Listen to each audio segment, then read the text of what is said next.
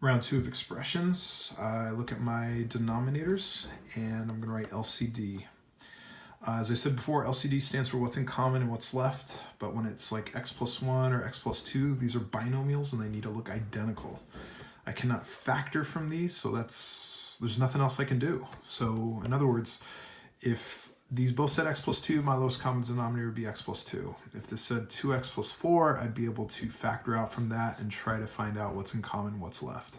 But at the end of the day, x plus 1 and x plus 2 are two different things, and therefore your lowest common denominator is x plus 1 and x plus 2.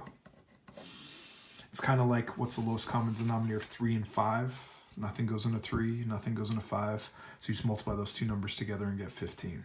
When they have nothing in common, you just multiply them. So all I'm going to do now is I'm going to rewrite this. And that says plus 2. And then I recognize this is my lowest common denominator, and my goal is making each of those become that.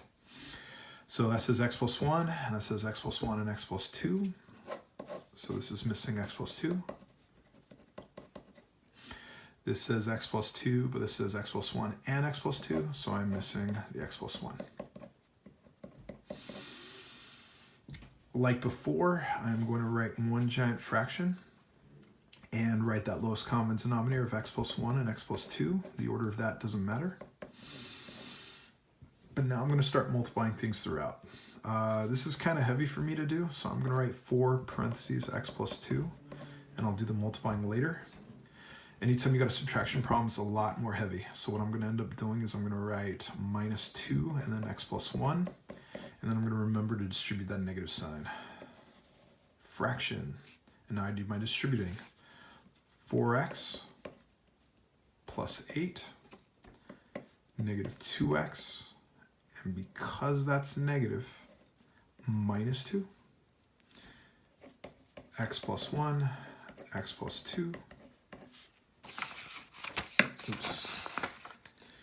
I'm going to combine like terms on the top. 4x minus 2x is 2x. 8 minus 2 is positive 6. X plus 1, x plus 2. Again, I can either keep going down or at any point stick an equal sign or even continue back up here. It's up to you. I'm about to say that I'm done, but whenever I have anything that I feel like I can factor out a number still, I still want to try to see if I can cancel some stuff out. 2x and 6, 2 goes into both. 2 times x is 2x, and 2 times 3 is 6. And here's the part that sucks about a lot of these problems. Sometimes nothing cancels. That 2 cannot cancel with that 2 because it's part of x plus 2. None of these binomials look the same. As ugly as all that looks, that's it.